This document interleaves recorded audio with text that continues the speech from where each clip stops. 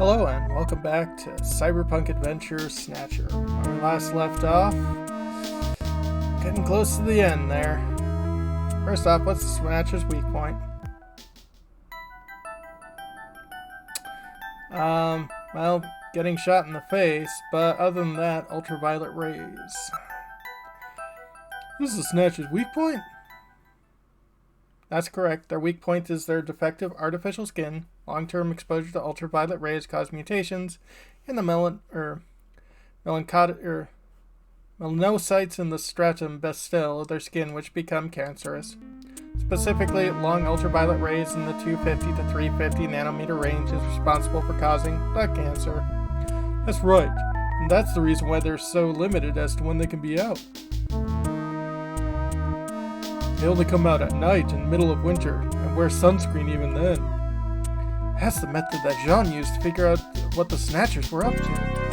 How ironic, it turns out that the destruction of the ozone layer actually had a benefit for us humans.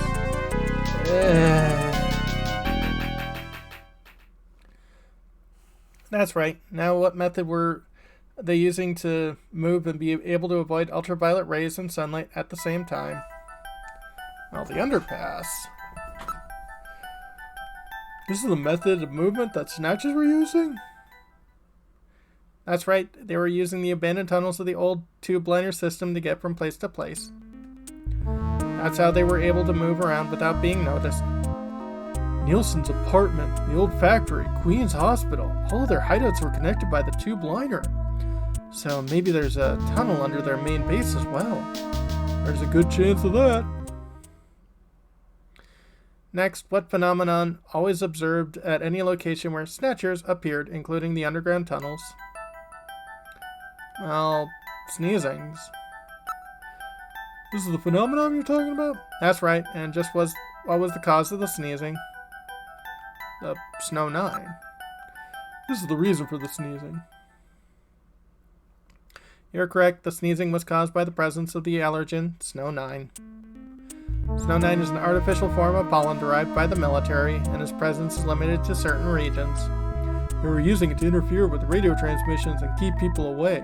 Probably were producing it intentionally themselves. The only region of the city where Snow 9 is still present is the area around the Ina River, which has been cleared out of other areas because of the danger it presents. So that means that their base must be somewhere near the Ina River, right? That is a fair conclusion. They are probably somewhere near the Ina River, protected by the Snow 9. Suspects of the tube liner near Ina River. And we must not forget the 3 photographs which we found the Snatchers with. All of them were related to the Soviet Union before the catastrophe. The map on the wall of the Nielsen's apartment. The picture of the temple and the director's hospital at Queen's Hospital. The photo of Red Square hidden in the chief's office. Why do the Snatchers keep pictures and memorabilia like this? Maybe they're homesick. Maybe that's where they come from. Homesick? Get serious, Mika. They're robots, you know? Let's analyze this a little closer. What city is related to all 3 of these pictures? Yeah. New York! No. This is the city they all have in common. That's correct. It is Moscow. Moscow must be where they come from. That must be the basis of their programming. You might be right. Just as people have a hometown that's dear to them, their creators may have put a hometown into their programming. They use very advanced artificial intelligence systems. They may have needed something like that to maintain their emotional balance.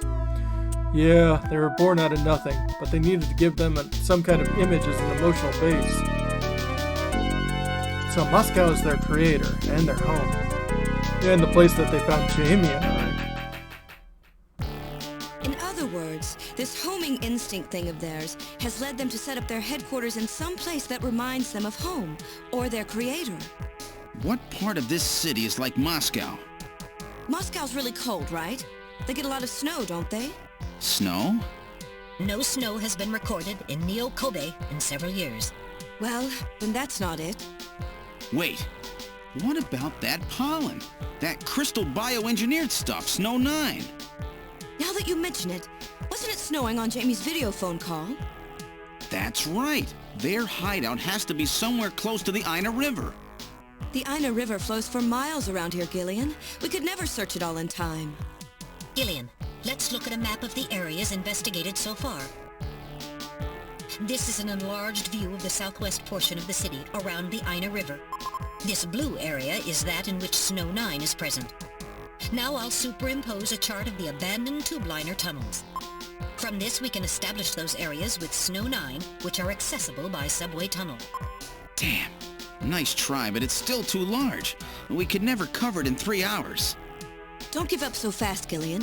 What about that image of home thing we were talking about? Maybe there's some kind of geographic similarity. Maybe the same view can be seen or something. I'll display a map of Moscow alongside. What's this? Look, the rivers are exactly the same shape. This is the Moscow River over here. It looks like we're on the right track, Metal. Show us the location that Jamie and I were picked up from. All right, right here. Metal, before the catastrophe, what was at this location? The headquarters for the entire Soviet Union, the Kremlin. The Kremlin?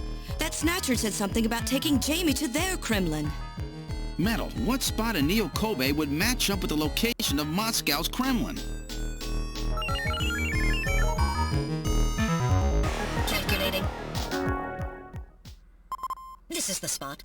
It's presently occupied by an old church. It's rather large, but reports indicate it's been abandoned for nearly 20 years. And it's right in the middle of the Snow 9 and subway area. That's it! That's their headquarters, their new Kremlin. Gillian, let's go! Wait, Gillian. I want to go with you. Sorry, Mika. Hey, I'm a junker too, you know. I know, and you're a great one at that. So take me with you then. You head to the summit to warn the delegates. They haven't given up, you know. The summit's in Kyoto. I'm not going to be the only one to run. You've got to convince them not to use nukes on Neo Kobe. We found their hideout. There's no need now to sink the whole island. Yes, but... It's a tough job. Can you do it? Okay, Gillian. I'll do what I can. Thanks. Thank you, Mika. Don't say it, okay? Let's go, Gillian! Gillian? Yes? What's wrong? How about dinner sometime? Dinner? Yeah, you know, dinner. Mika. Not interested. I thought it would be nice, you know, to kick back, relax. It's Christmas after all. Christmas, huh? I'll be back by then. Gillian, we have to hurry. That's a promise, right? I heard you. Yeah, okay. But I gotta go to church first. I'll see you soon then. Okay, Metal, let's go.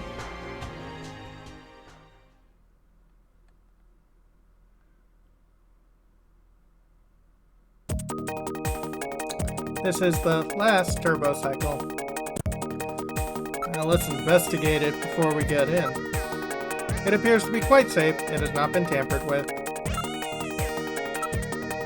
Spare turbo chiasm has not been painted, but that does not affect its locomotive functions. Alright. Alright, now boarding the turbo cycle.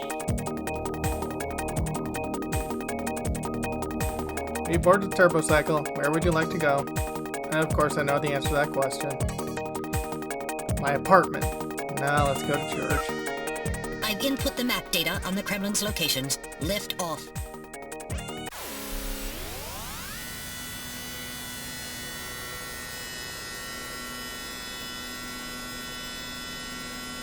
Flight configuration, now gaining altitude. Jamie, please be safe. Gillian, please keep in mind that we're working with a strict time limit. A 50-year debt in 3 hours.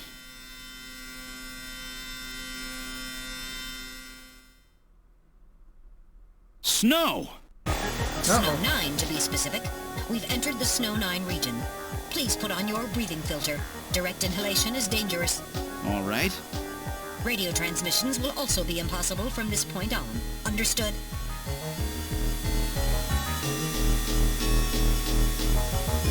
Now descending. Conversion to hover configuration complete. Gillian, we've arrived.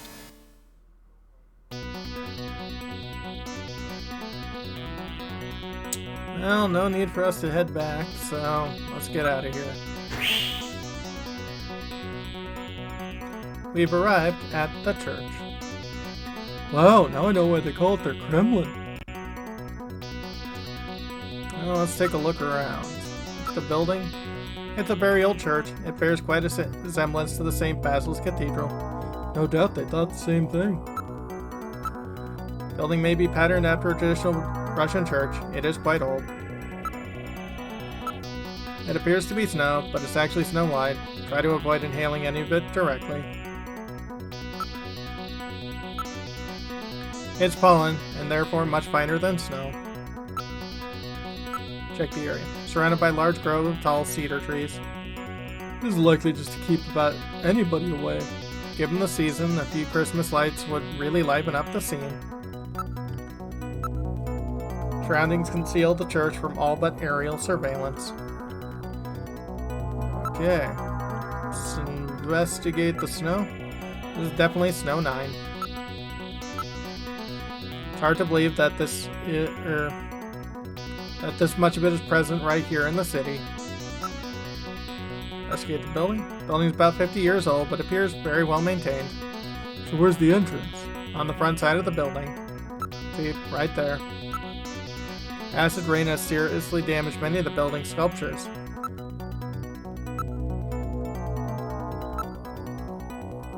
Area? Such a scan reveals a tube-liner tunnel passes directly underneath this area. Well, that's no surprise. Looks like we got the right place.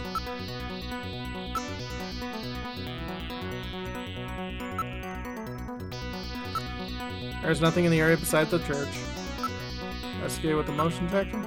I'm not reading anything at all. Let's take a listen. Only sound is that of the wind. Alright, let's head. Alright, now opening the door. What's wrong? Won't open? I've scanned it, and it's not locked. It is probably rusted into place. Not surprising. After all, our friends always go in and out through the basement. Let's push it together. All right. 1, 2, 3!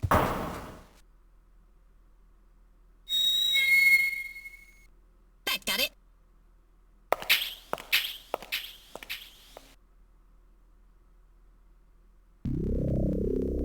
What's this?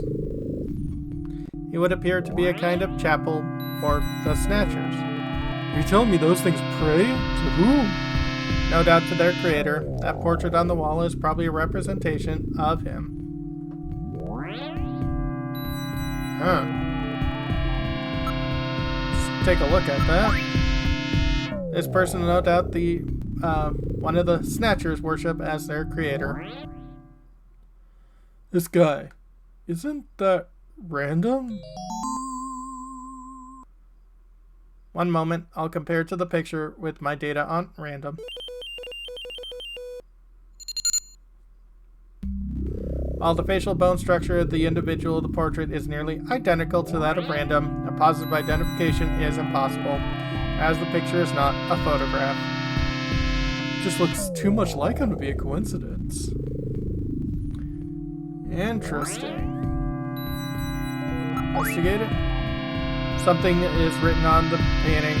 The creator, Modnar. Well, if you just look at it backwards.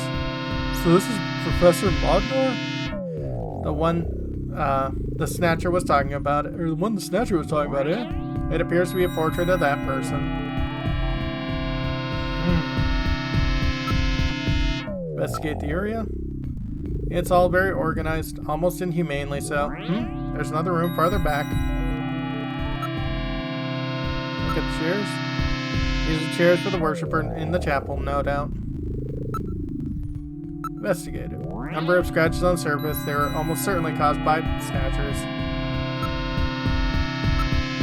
Not reading anything on the motion detector, so they've already left for the summit. It's perfectly quiet. Too quiet. Let's continue back. Now moving into the back room.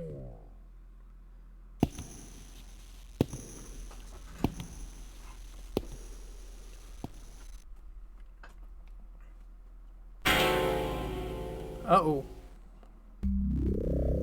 Snatchers! Look at them all. I'm not picking up any energy reading. They're all deactivated, some kind of suspension mode.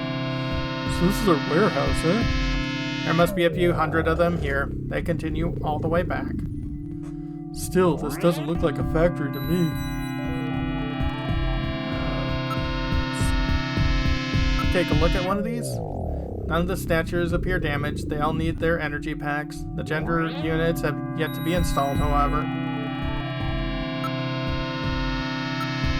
I do not see any tools or equipment for maintaining anything in the area. This room would appear to be just storage. Not showing anything out of the ordinary. Well, let's see. Look at the area. Seems to be a number of containers stacked up in the back of the room. It's perfectly quiet. Let's see. Investigate the container. Some kind of label on here. 23rd Siberian Investigative Force. Siberian Investigative Force? It would appear that these Snatchers were brought into Neo Kobe from the Siberian Neutral Zone. It appears that the investigative forces have been responsible for shipping the Snatchers. In other words, the investigative forces have been snatched, just like when they found us. Interesting.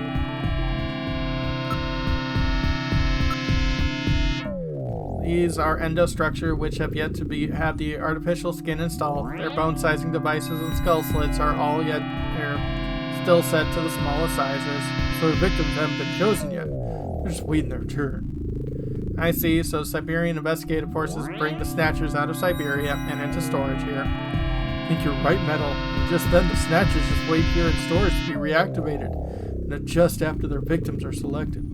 A rather efficient system. Wonder where the actual snatching takes place. Back part of this room may hold the answer to that question.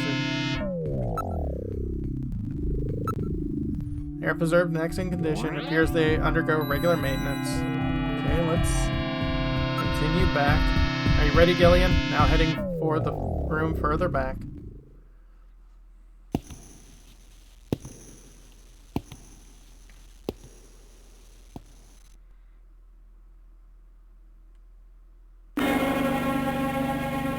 Uh-oh. The Snatcher's culturing room. There's Kasha culturing room.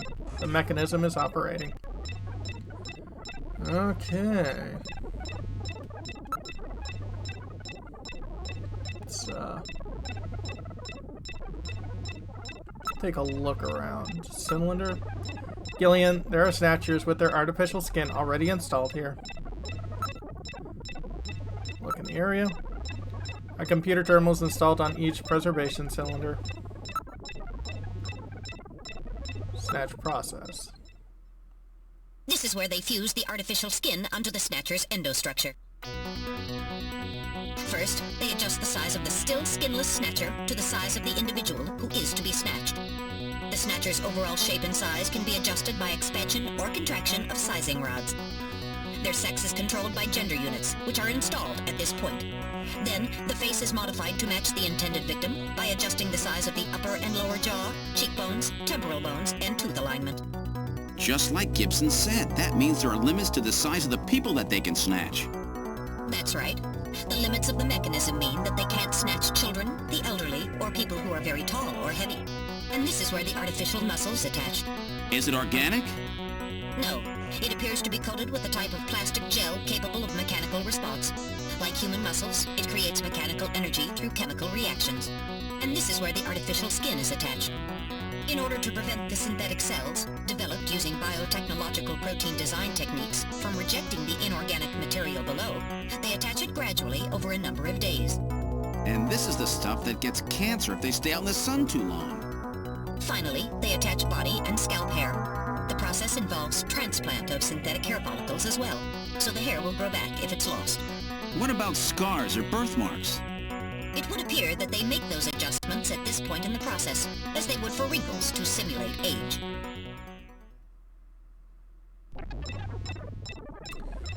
Interesting. Well, I think we're going to pause it here. When we come back, pretty darn creepy. Have a good one, folks.